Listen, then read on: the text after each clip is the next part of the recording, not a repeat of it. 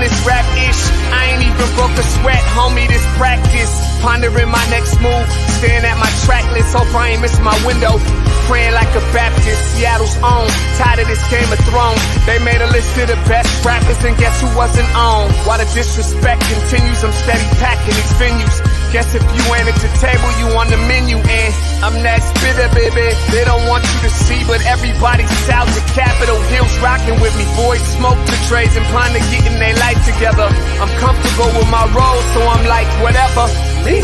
I ain't got a job, but I work hard. And you don't work hard, but you got a job. The irony is I'm judged while you feel the applause. I'm slept on, that's why I had to set this alarm. My dudes is armed, I'm armed with this arm charm. Body banging like she got that cream from Barry Bonds. Yeah. I did it for the city, I did it for the love, I did it for the people, I did it for us. That Dre season is here, a real hitter with a mic, I'm everything that they fear. With that hood ain't the same, I was all on their ass, I'm level-headed. So yo, my dudes love when I spaz, and I'm so over Seattle's passive-aggressive attitude. They don't call you back, what they really saying is F you. While I'm from the same place, I move at a different pace. I prefer if you just said it to my face, damn, I did it. I did it for the city, I did it for the love, I did it for the people, I did it I hate for these us. average dudes with they average spit, writing average rhymes, knocking average chicks. The closer I get, I can feel the people starting to shift. I'm loyal to a fault, and everybody can't come with. Rap's a rich man's game, I'm only playing with change. They bang models and singers, I'm knocking my old flame, I'm different. The crowd, I move with the chosen few. Black thoughts, I could be the front man for the roots. No diamonds and gold, I'm on my sticks and stones. If we can see your panty line, you should have on a thong. My team is strong, through this fire we forged a bond. And they already know what it is when I get on. To the hearse, party like it's December 31st. When I'm on my deathbed, I probably cracking my nurse. You ain't got the bars to compete, I'm a verbal athlete. Deflating these boys so they say that I cheat. Damn, I did it. I did it for the city, I did it for the love, I did it for the people, I did it for us.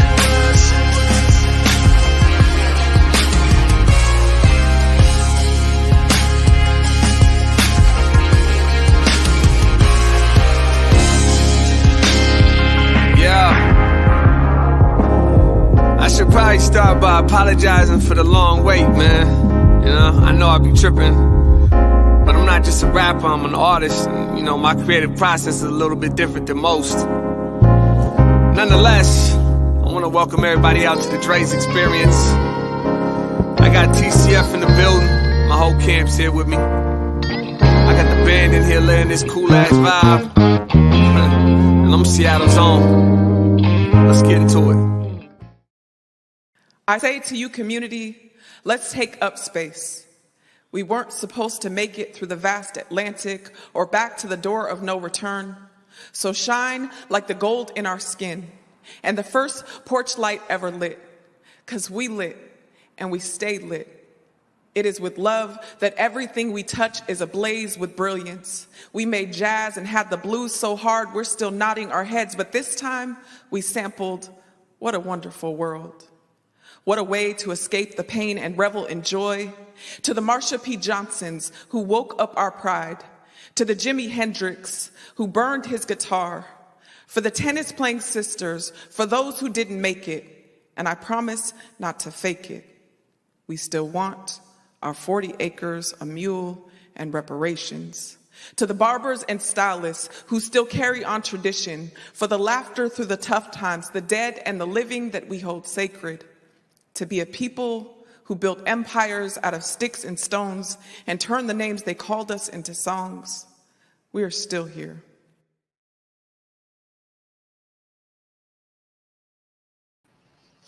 Hi, everybody. Grand Rising and good morning to all of you. Welcome to the Morning Update Show. I am your co-host, Trey Holiday, and we've got a great show for you guys on this amazing Friday Eve.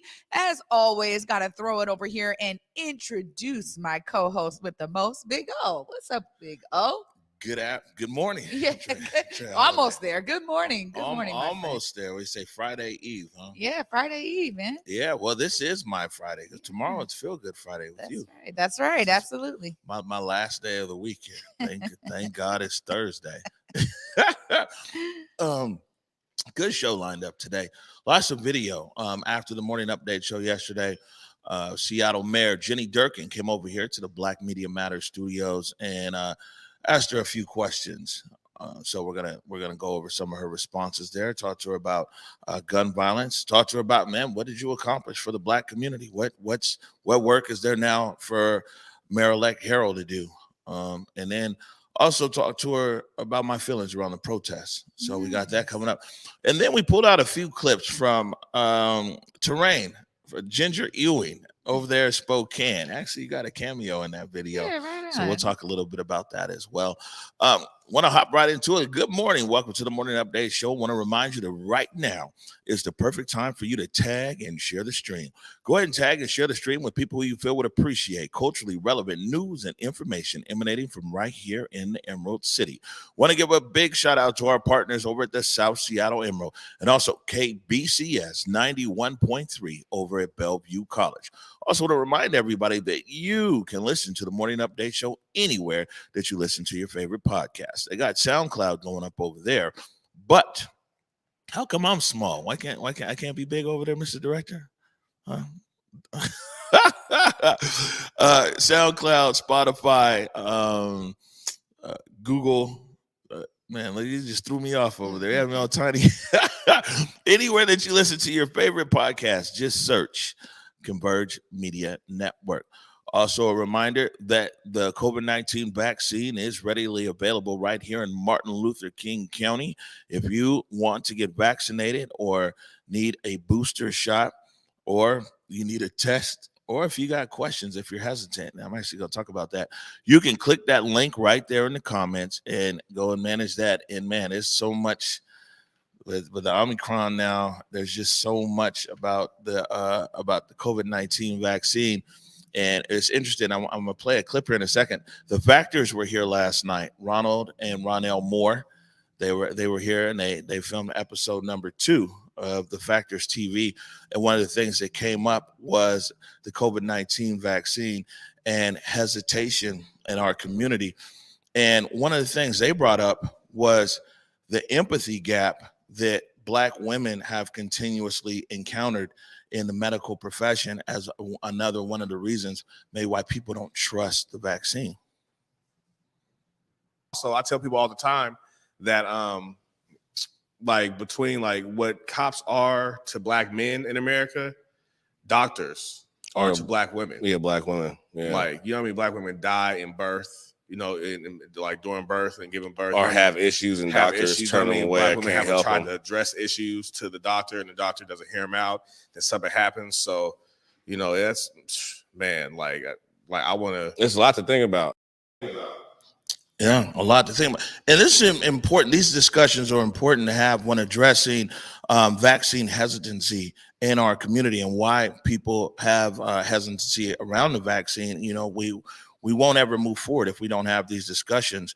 But yeah, I mean, they brought up that empathy gap that we've been talking about way back when with Dr. Mook. Yeah, we've been talking about this for a while. We actually had a midwife on too early on in the Morning Update Show who really dove into this issue. But you're right. I mean, there's a number of historical factors, and I love that it's called Factors TV, because there's a number of historical factors and facts that people are really standing on in terms of their hesitancy. And this is why you can't be shaming folks, no matter what side of the coin you may be on, whether you're for the vaccine, against it, you're anti-vax, whatever. You have to always, as we say, have space and grace for folks, because honestly, I understand where people are coming from around their hesitancy. It's not as if the medical field and healthcare industry here in America has catered to Black Americans, period. So there's a large number of reasons why people are hesitant. I love what they're talking about there in terms of women and that empathy gap. It's real. Yeah, I'm gonna reach out to public health. Oh, you know, when Dr. Duchin, when he's usually doing his updates, we're on air or we're just got off air, and so we haven't been able to catch one in a minute. Maybe we get Dr. Duchin down here with the Factors, you know, because a lot of their concerns, I mean, their show is really geared towards the streets, and you know, that's they're echoing concerns as well as that where they hear in the ecosystem that they move in. You can catch episode 2. It's up across all of the Converge media platforms right now. Okay, Trey Holiday. So yesterday, Mayor Jenny Durkan made the rounds, the media rounds across Seattle. And I think we're the only in studio. I think all the other interviews were up there at City Hall. We're the only. This is a nice place to be, by the way. Right. And people know you're going to leave here looking crispy and on time. We had the big dog director this yesterday, Salman Abukwasi. I said I had to call in the big hitter for this interview, make sure it went off great. Talk to the mayor about a few things. I tweeted this clip out earlier, and really wanted to talk to her around this issue of gun violence, of course, but how come a lot of the conversation isn't necessarily centered on the victims? It's a lot of these mamas we bump into who are like, hey, my son was murdered.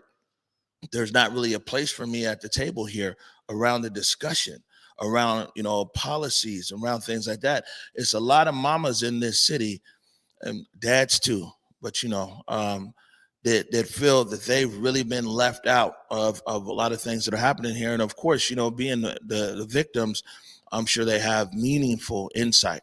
So I kind of tossed this over to Mayor Durkan. One thing that we never really bring up that I want to take a moment to uplift as well is a lot of these mamas that's out there, a lot of these families, a lot of these people that are impacted. Maybe we could start our conversation with you speaking to them.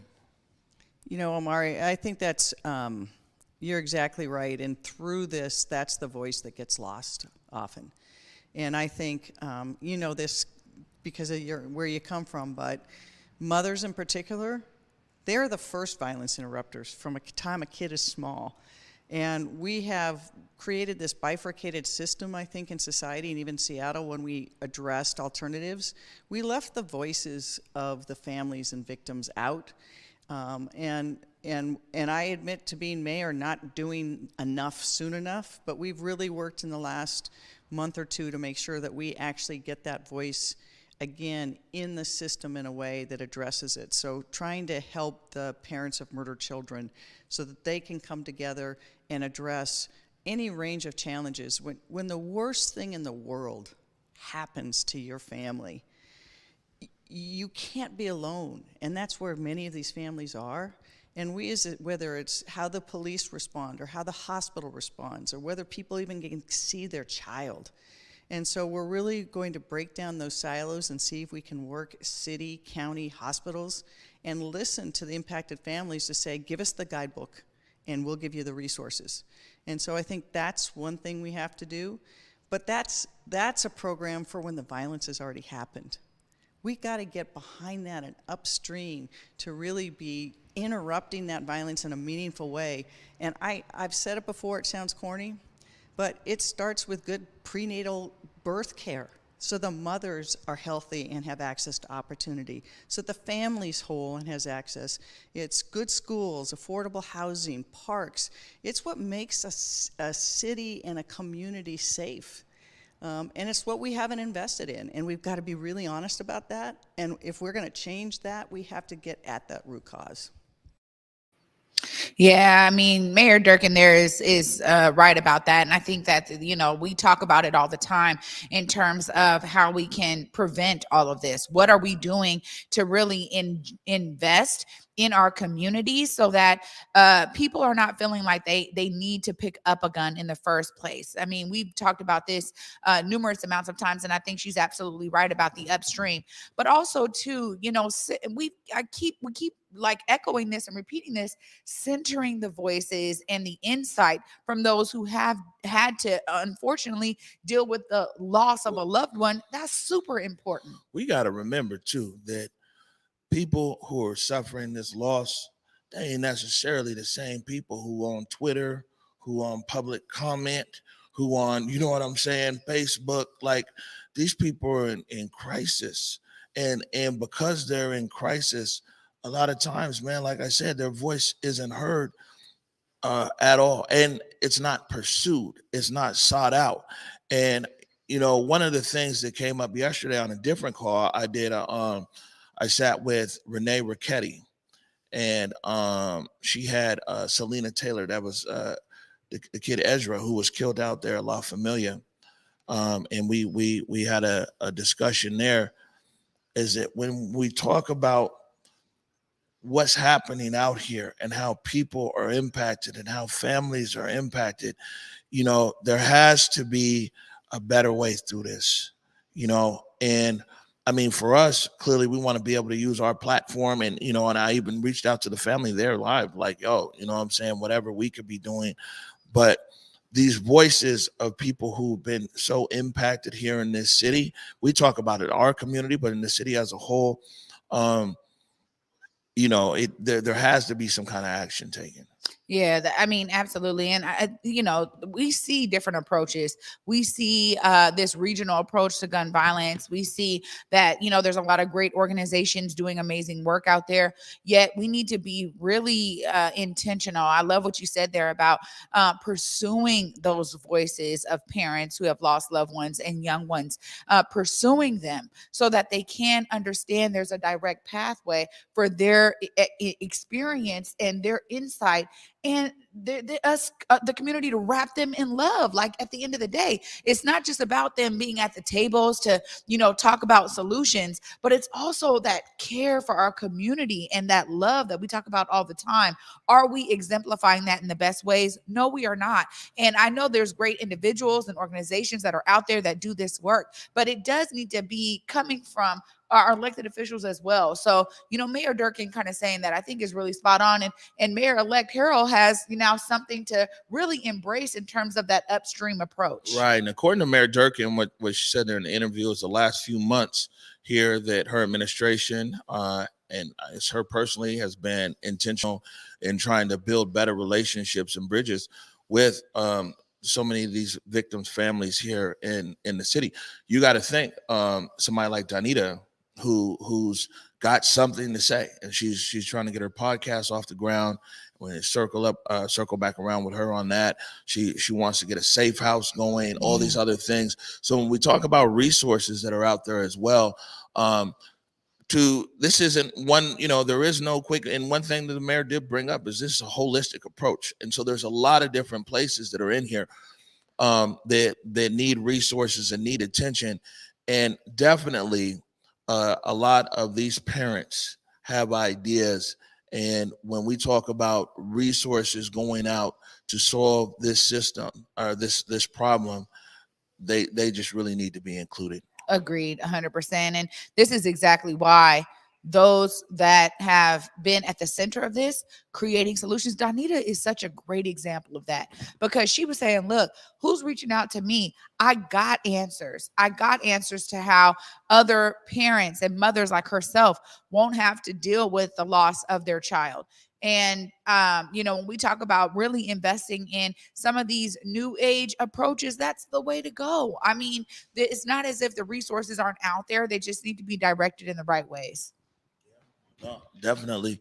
I will say this is that with this mayor leaving here in just a matter of days, is that whenever there's been an issue around violence in our community, gun violence in our community, and we've reached out there to the mayor's office, we've gotten some response. And the only reason why I bring that up is a lot of people we've never gotten a response from. You know what I'm saying? And this full interview, by the way, it's going to be out tonight, I think at 9 p.m. and we'll put it out there. And in the interview, I mean, you hear me say, man, it's a lot of stuff I disagree.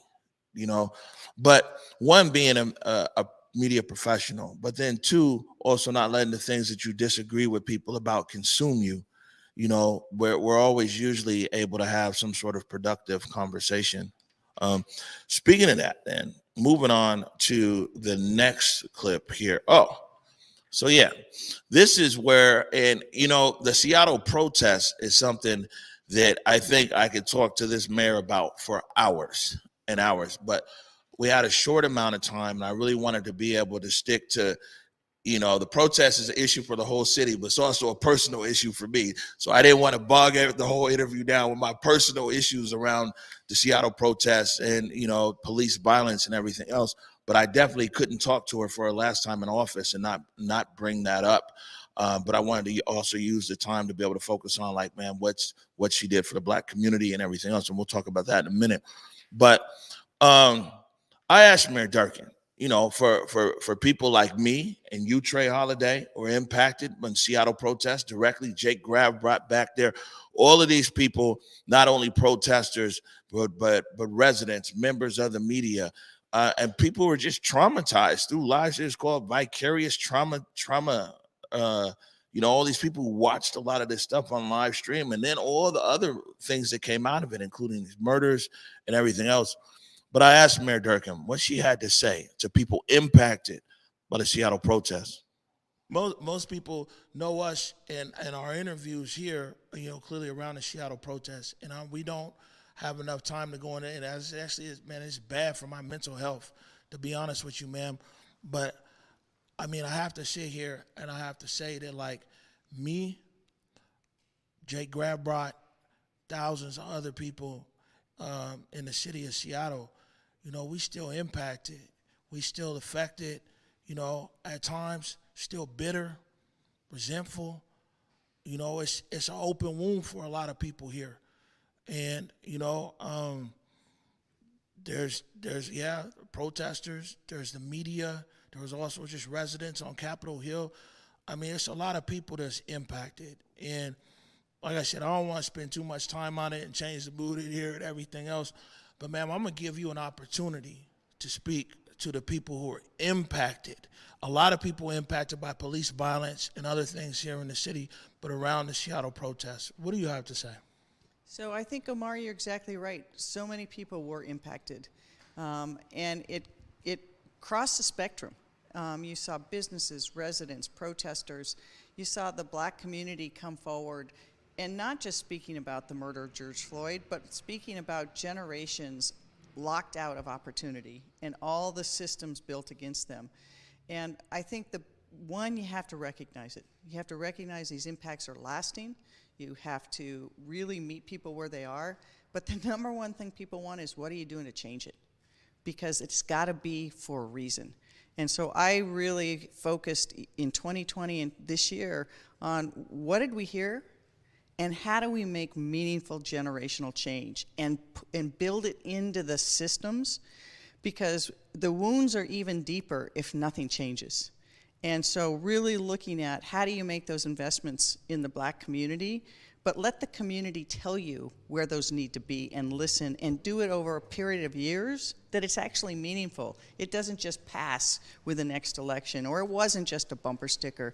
So the wounds are deep, but I really think the long-term healing only comes if people see the changes they're demanding. I hear you. It's just crazy. I did a thing last night. It was with the lawyers and judges. I was on a panelist there, and when you're on these panels and people ask you about it, it isn't until you relive these things and and everything. It was there, and it was something. I don't know what all the right answers are.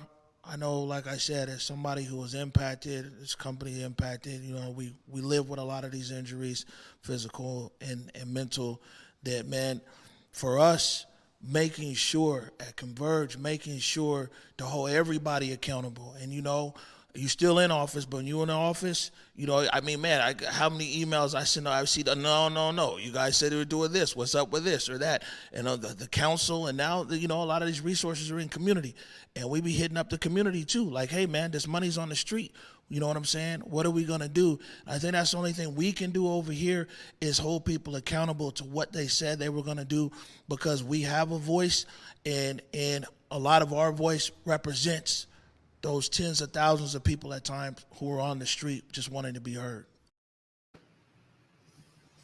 Trey? You really summed it up really well there. You're talking about what Converge can do. And I think that, the beautiful thing throughout the protest movement was people really understood the value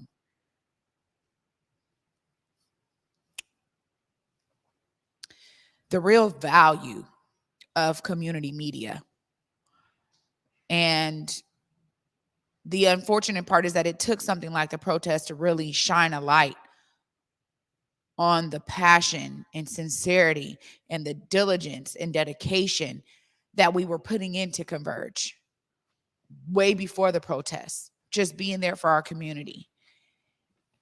And through it, and everything we suffered, everything we saw, we witnessed, we experienced,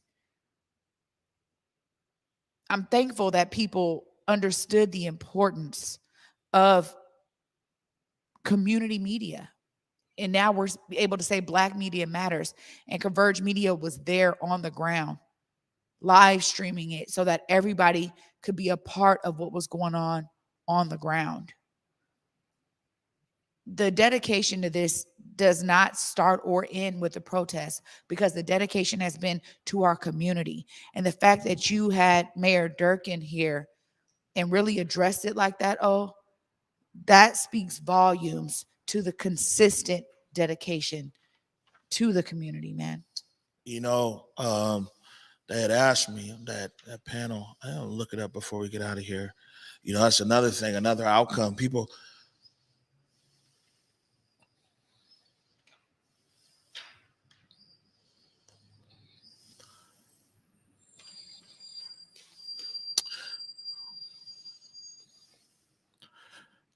don't understand.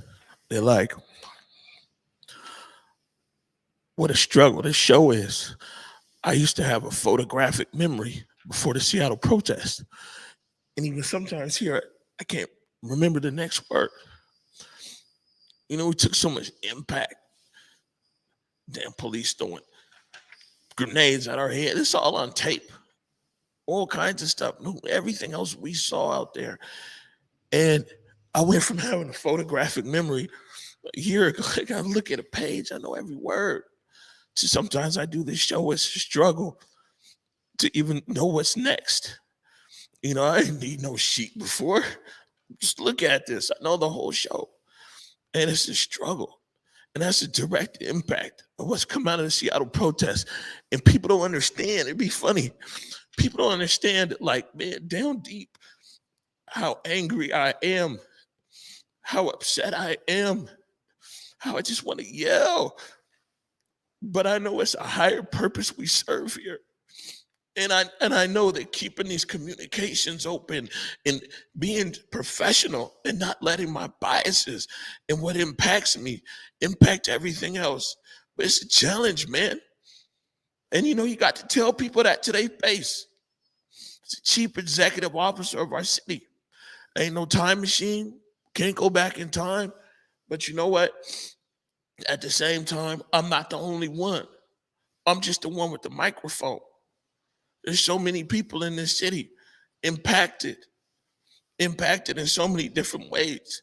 And ain't nobody really addressed it in the best way. Like, yeah, there's money way, want to do investment, want to do this and that. But it's a lot of people, man. You know, my mobility is so jammed up. You know what I'm saying? I gotta get some kind of surgery here on my leg. Jake Grabrot, he gotta get a surgery too. A few of them. That's why I say the physical scars and the mental scars are what we went through. Yes, us, but this city went through. It ain't never really just fully been addressed, man. And this is why I had to keep that conversation on the surface. Because even now we get into it, man, you know, it's a spiral here. You know, every time we bring this up, it'd be 2-3 days of cloudiness in here in the studio. You know, but I mean, it need to be talked about. But I just know this. I ain't never, and when you watch the full interview, you know, we talked about people not forgetting. And I'm like, man, I ain't never gonna let people forget. Not because of Omari, but because, man, I ain't never gonna let nobody revise the history of all of these people who saw this crime against humanity and came to the streets. And yeah, they uplifted George Floyd, but they also uplifted Charlena Lyles and said her name. You know, I mean, it's a lot. And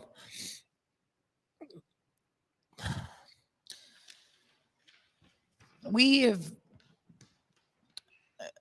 talked about this so many times, but it's because it's so necessary. And clearly it has its own impact in our lives personally.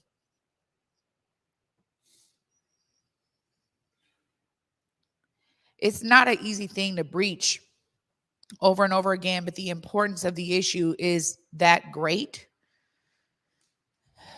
that we have to dive into the recesses of our own memories, of our own lived experiences to bring it to the surface all the time. And the truth of the matter is that what you're talking about is so real. The collective healing has never taken place. And the intentionality of addressing the harm and what needs to be healed from so many thousands of people who came out is something that all we can do is again, keep it alive to a certain degree because we understand the impact on the city. So many people coming out of their homes, some of them for the very first time ever, to showcase their sense of solidarity with those who have been slain by police brutality, to then experience that police brutality themselves in such a real way. You know, it's always tough for us over here, because this is not on us. This is in us, man. Man, we get it coming and going. And, you know, we saw during this election cycle, all these revisionist history writers out here, you know, they called people exercising their First Amendment rights rioters. You know, they called people who took to the streets. And we saw a riot in D.C. Yeah, definitely. You know what I'm saying? And I mean, it's important that, like, man, we don't let people revise the history of what happened here in Seattle. That we don't let people just rewrite because it works out best for them. And man, I'll never, and you know, I'll call it like I see it. These guys was out here doing dumb shit. I'll call it out. And the police out here, I call it like I see it. But ultimately, at the end of the day, man, so many people came out because they wanted to see a better day for Black people in this city. And people came out there every day for a week and got their ass whooped by the SPD and kept coming back because they wanted to see a better day for Black people in this city. And I'm not going to let the revisionist historians come out and put some other story that's out there. I was there. I got the footage. I got the interviews and everything else. And, you know, I would say that people acknowledging, and this is 2 interviews in a row where we hear people saying that, okay, this is what I've learned. Deborah Juarez, in the interview with her, she was like, man, this is what I learned. This is what I perceived going into the protest. This is what I learned. The mayor is now saying, man, this is what I've learned. This is what we're trying to do. You know, unfortunately, there ain't no time machine. And the best that we could do here is hold people accountable. Hold these things accountable. We're going to take a quick break right now. When we come back, we'll continue the discussion. Hey guys, Besa Gordon here, and before heading to Belize, Trey Holiday and I had to make sure we linked up with our good friends over at Market Street Shoes to, of course, grab a few things for the trip. From bags to socks, shoes, sunglasses, earrings, and more. Before going on any trip, make sure you stop at Market Street Shoes. Trust me, you'll find just what you need to make your trip not only enjoyable, but fashionable.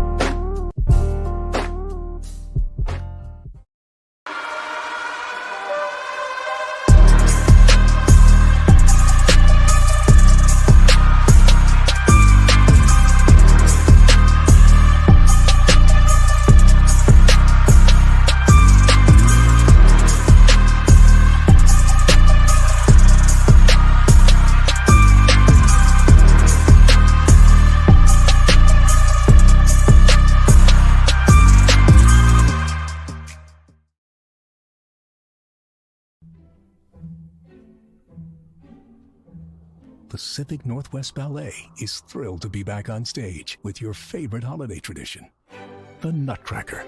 Brighten your holidays with this timeless tale, performed by PNB's incredible company of dancers to the live magic of the PNB Orchestra, playing Tchaikovsky's classic score. Treat your loved ones to the Nutcracker at Seattle Center's McCaw Hall. Tickets and health and safety information at pnb.org.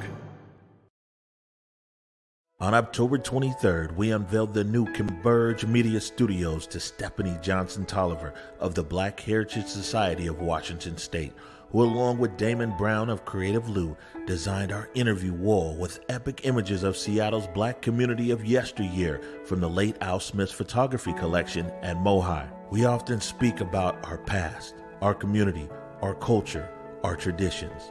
Though times have changed for us here in the Emerald City, Converge Media is firmly rooted in our history and grounded in our legacy while focused on the future.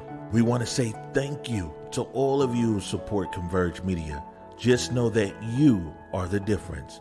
You made this studio possible, and because of you, we continue to grow and thrive in our purpose. So be on the lookout for new, impactful, and educational programming from Converge Media. And remember, Black media matters. Welcome back to the Morning Update Show. You know, sometimes we got a whole run of show here, and sometimes we just got to go with the conversation.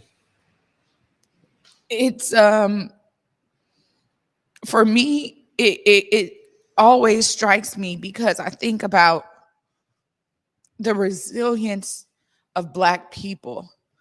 This country has never, ever truly appreciated the energy, the life, the vibrancy, the ingenuity, the innovation, the inventions, the contributions of Black people. And every time we talk about the Seattle protests of 2020, it connects me to such a larger oppressive struggle of Black people. And it took massive amounts of Black people dying at the hands of police to even get to George Floyd, to even get to him. We're talking about thousands of Black people. No charges ever held up in court for these officers. We never got to really feel like there was a balance of justice with regard to so many people losing their lives because of the fear of the Black man, because of this moniker of angry Black women, this idea that it's them versus us. I mean, it has such a messed up history. When I think about the protests of 2020 and thousands of people throughout Washington coming to Seattle, beyond Washington, coming to Seattle to stand in solidarity together, it makes me think of all of the Black people who lost their lives to even get to that point where people were awakened that much to get out of their homes, to get uncomfortable, to then experience that same police brutality that brought them out. No, I mean, 100%. I think that it's interesting. If you go back through the footage, that footage be too much for me to watch. But you go back through that footage and you see right there at that Western Barricade, and I'd be asking people, what do you do? You know what I'm saying? Oh, man, I work at Microsoft, work at Google, I work at Facebook. I'm a barista. I'm a banker. I'm an artist, hella artist, Capitol Hill. You know what I'm saying? I'm a DJ. I mean, it was a spectrum across a spectrum of people here in Seattle. And that's why I said that, like, there's this revisionist history that's out there, is wild. And, like, not for me. I'm gonna figure out a way. We need to give away the profits or something, because I don't want to make money off the protests. But I think that, like, doing a book or a documentary or something, nobody has more comprehensive footage and out there from the, and there's hours of stuff we never released because it wasn't on the live stream, than us, because you have to be able to push back against a lot of the lies and misinformation that's out there. And, what I'm saying, let the facts for what they are. But, I take a firm stand against people wanting to use the protests, what I'm saying, for their narrative. And for all the people, like I said, that were impacted, that are still impacted, I ain't gonna forget about you. We ain't gonna forget about you. And yeah, man, it's just a lot. This is what I said. This is why I ain't really go deep into all of this with Mayor Durkan yesterday. It would probably just wouldn't have been a good result. And some of the other things that we still want to talk about today, what I'm saying, I wouldn't have got to. But like I said, there's no way that just to not have that conversation. And like I said, people should know that it's like, imagine the balance, in a sense, that it's like, yeah, I still hold in a lot of stuff and I hold on to it. But then at the same time, I know it's important that people, like when there's the shooting up there for CD Panthers at your son's practice, I know it's also important that our community hears from the police. So he called Chief Diaz. Chief, parents ain't bringing their kids to practice. What you gonna do? So it's this relationship of like, man, these same people, this the same organization, but at the same time, it's like, man, what's the higher good? What's the higher whatever? What's put the professional hat on? Leave your personal feelings at home. And that's what we've been doing here. And, to the best of our ability, sometimes it spills out like today. But I don't know, Trey. I mean, I'm so connected to our community, and we get to do this show every day with this amazing mural of Black brilliance and how Black brilliance thrived throughout the Central District and beyond. And I look at the smiling faces of these folks behind us, and I think about the oppression they were facing then. And we're sitting here talking about the same oppression right now. We're talking about the same things that brought everybody out. And how long do we have to have this at the table before we eradicate this altogether? How long are we going to allow the hatred to persist, to thrive in the ways that it has? How long do we have to keep on demanding justice, getting ourselves out there in the streets, being willing to be beaten by police, tear gas, rubber bullets, flash bangs? How long do we have to do this before we as a society understand that we're all here to be a part of something that could be beautiful? We don't have to be suffering with this kind of oppression. Man, how long? I'm gonna tell you that I'll say one thing about the city of Seattle. And for some reason, I guess it's the end of the year. I just thought about it. So I've been doing so many different interviews with people. And I was talking to a newspaper on the East Coast. And I was like, yo, the difference with Seattle is that people came and stayed on the streets here because there's the possibility to make a change. So many cities across America, people came out. They're angry about George Floyd. 2-3 days, they went home. Seattle, people stayed in the streets because they know it's a possibility. It's a possibility to be able to make an impact, to be able to make a change. And I'll just say this, we'll move on. There's like the irony is that now suffering memory loss, The things that I want to forget, I can't. And the things that I want to remember, I can't. Let's take a quick break. When we come right back, I asked Mayor Durkan what she's done for the Black community.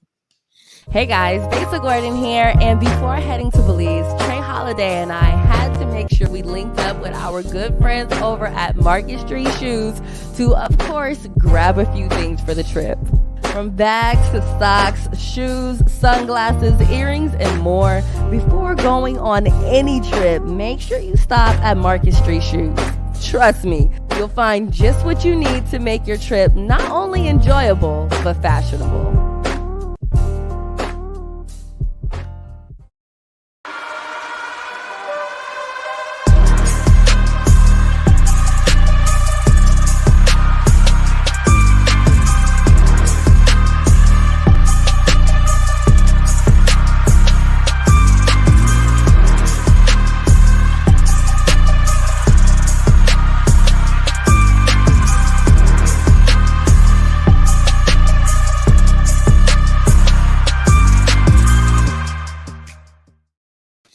All right, welcome back to the Morning Update Show.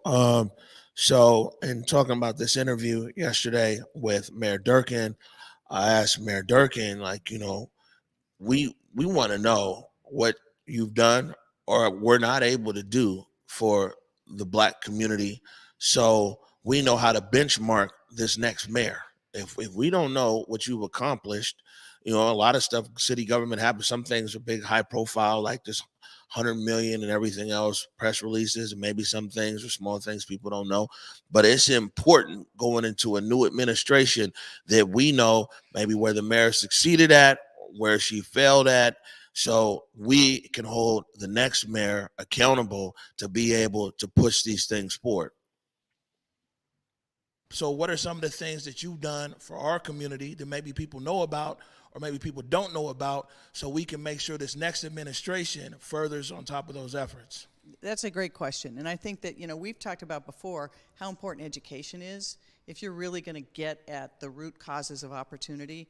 So I'd start with that. Our free pre-K has been amazing, but we've had to really work to continue the size of that program through the pandemic. And then 2 years free college for every Seattle Public School student. Building on that, I was able to announce 2 days ago that Amazon now has given a contribution. We went to the state, got state law changed, so our community colleges can give a 4-year degree in computer sciences. You can't hire enough people with that degree right now in Seattle. Starting wages are like $130,000 a year. So you can get these students 2 years free college. We now do bridge financing so they get the 4-year degree, if that's what they want to do. And the next mayor, though, is really going to have to push and collaborate to not just keep Seattle Promise as the 2 years, but how do you give people the support for childcare or transportation? How do you open up the doors so they get real jobs and internships? So that's one thing that I was able to do, and we set a lot of that up pre-pandemic. But we've got to, today, when I came in, I'm so proud of Seattle for this.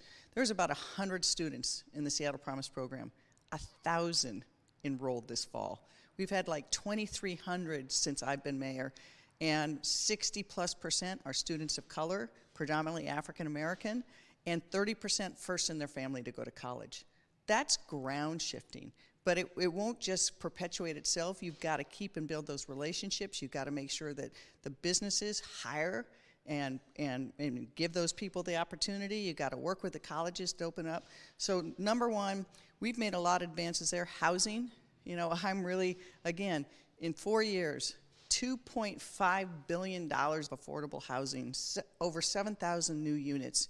And then I issued an executive order that I hope he continues that gives people from the community first shot at the housing to be an anti-gentrification and displacement. So things like that, I think that Bruce has a lot of opportunity, but he's also got a lot of challenges, and people got to support him. What are the challenges? So you look right now, and first, the pandemic's not done. So he's got to be able to continue. How do we get everyone boosted? How do we work with public health? Our economy has changed forever. Getting our downtown restarted is hard because people don't work in the office anymore. And if people aren't in the office, then your small businesses don't thrive. You've got homelessness and a new regional authority. And then you've got the bigger kind of issue of how do we as a city get past divisions, and how does he able to work with the city council and get their support, and how does he make sure that we start focusing in Seattle on our common ground and move forward on our common ground? Wow. I mean, she listed out a lot of different things there that I think many Black families are definitely benefiting from. And, I love being able to hear about wins all around, because honestly, we talk so much about the losses. We talk so much about what the impediments of our community are. So I love hearing this expansion of the Seattle Promise, this investment by Amazon, which is so necessary in terms of really creating a real pipeline for people from the city to be participating in those jobs. It only actually benefits these companies to be turning out graduates that then can go into their companies and make their companies better.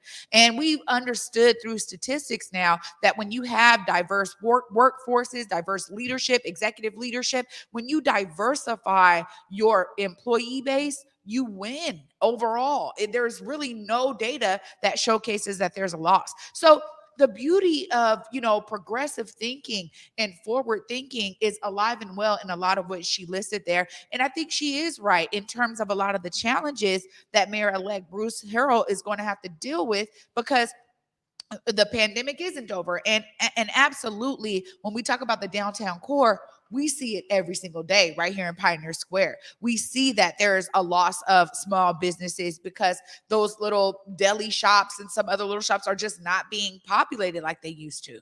We now understand that there is a real investment by the Downtown Seattle Association to bring diversity into these vacancies. I mean, there's a lot of them. So there's a lot of things to overcome, but I love hearing those wins.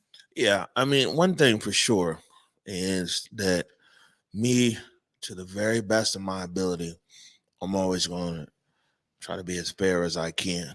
And I think that where we find problems in dealing with government and city government is that we have an issue with someone where we vehemently disagree, and that taints everything else in it. And I'll say this, and when people watch the interview, we put it out at 9 o'clock tonight.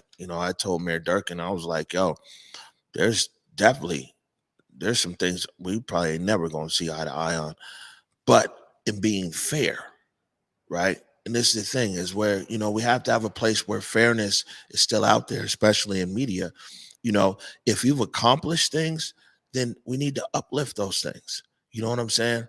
Because yeah, we definitely call it out when on the flip side of things, but in dealing with people, and especially our elected officials and everything else.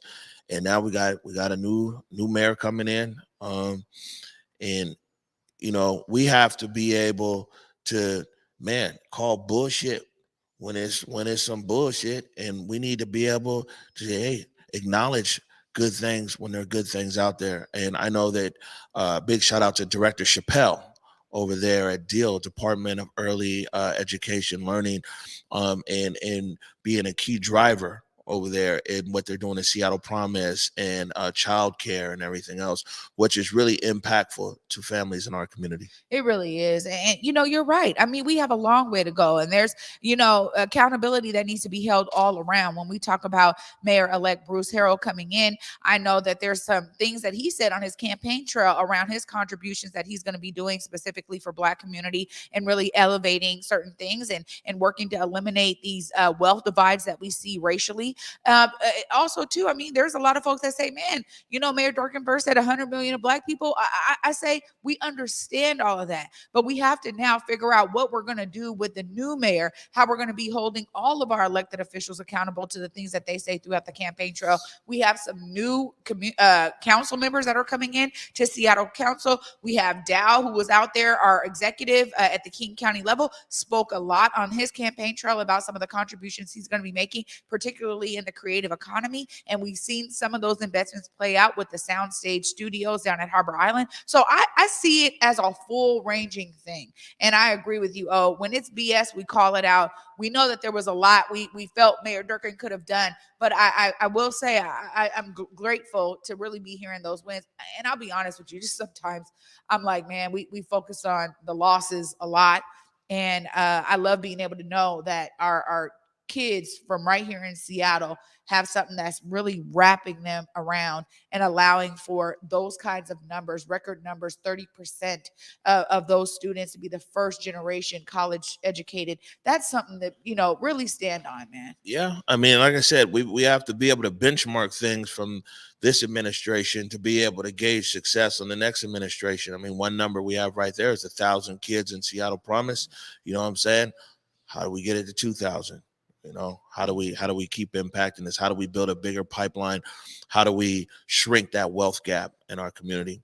Well, it's a lot of stuff we ain't get to today. But sometimes, Trey Holiday, it's just good to talk from the heart. You know what I'm saying? And say what's on our heart. We get ready to get out of here. You got any last words? Man, I want to say I love you. And everything that you have given. Sorry, because when you talk about it from a personal perspective of what you've lost, that really hits home for me because I watch you work hard every single day. So I just want to give my love to you right now because I know how impacted you were. And I get to sit here with you Monday through Thursday, and you put your heart into this. And you always have. For those of you that don't get to see all the hard work this man puts in, when he talks about what he has personally lost, just understand that has a real impact on him. I just give you love. Appreciate you, Trey. I don't know if there's anything to add to that, but I'll say this: thank you to everybody out there for your continued support. We stay on air because of you. On that note, go forward in your purpose. Go forward in your humanity. And tomorrow, we're going to turn some frowns into a smile because it's Feel Good Friday with Trey Holiday. Peace. Lift every voice and sing till earth in heaven ring with the harmonies of liberty. Let our rejoicing rise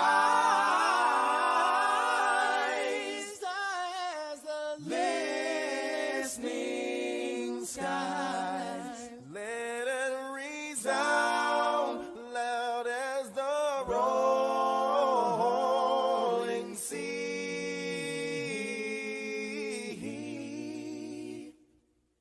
Sing a song full of the faith that the dark past has taught us. Sing a song full of the hope that the present has brought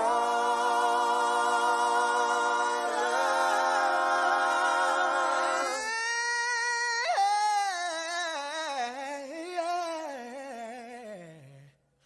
Facing the rising sun.